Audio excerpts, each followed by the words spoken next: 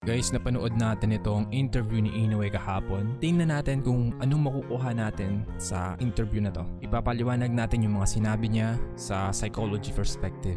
Isa-psych ko natin si Inoue. Tingnan natin kung makakuha tayo ng mga clue para sa laban nila ni Tapales. Nagbigay kaagad siya ng assurance sa mga tao na seryoso siya sa laban na to. Nagtraining talaga siya ng gusto at hindi siya nagpabaya. On the other side of him, nag-aalala siya kasi akala ng mga tao sa Japan na madali lang itong laban na to. Kinukonsider talaga niya na ito yung magiging pinakamahirap na laban niya sa kanyang karera.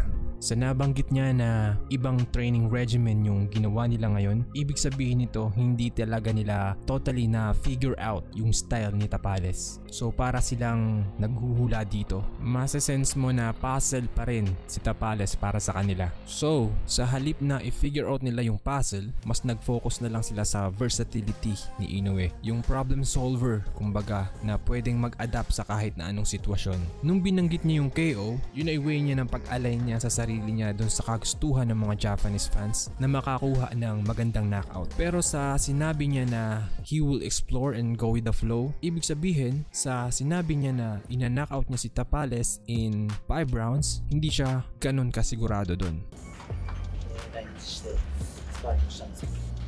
4 na sparring partners yung kinuha nila. For sure, lahat yun ay southpaw. Probably mas mabigat kay Inoue. Iba-iba ang style. At least yun ang sinabi nila. Pero malamang hindi talaga sila nakahanap ng style na kagaya ng kay Tapales, which is pabor sa atin yun. Another one, the fact na sinabi niya dito na pinag-aralan niya ng husto kung paano i-counter si Tapales, it only means na hindi pa talaga nila na figure out totally kung paano. Though pinag-aralan nila kung paano, hindi pa rin sila ganun kasigurado. Ibinida niya yung counter punch niya, malamang yun yung magiging kakulangan niya sa laban na to. Nabanggit niya na baka makatama si Tapales sa kanya, and I can sense na he is being honest at napaka posible naman talaga nun. Pero sinabi niya to na parang isang reminder sa mga Japanese fans at sinabi niya na magiging maingat siya. Dito iniisip niya na pwedeng maulit yung ginawa sa kanya ni Donaire at posible na i-outbox niya na lang si Tapales, kunin na lang ang puntos sa bawat rounds. Posibleng posible guys, diba?